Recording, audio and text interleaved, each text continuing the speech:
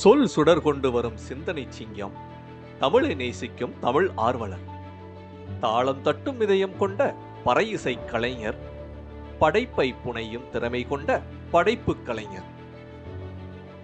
200க்கும் மேற்பட்ட கவிதைகள், கட்டுரைகள், திரைப்படத்தின் சுவையை சொல்லும் விமர்சனங்கள் அனைத்தும் அவரின் பேனா பூத்த பூங்காவில் வாசனை பரப்பும் மலர்கள்.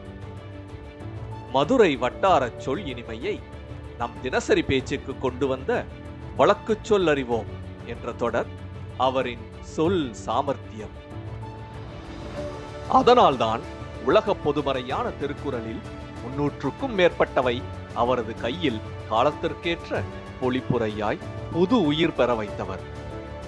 தமிழின் துடிப்பு, சொல்லின் சுழல், சிந்தனையின் சின்னம், மொழியின் மலைச்சிகரம் திரு ஜெயக்குமார் மணி அவர்களை நடுவராக வரவேற்பதில் உலகளாவிய தமிழ் பள்ளி பேருவகை கொள்கிறது.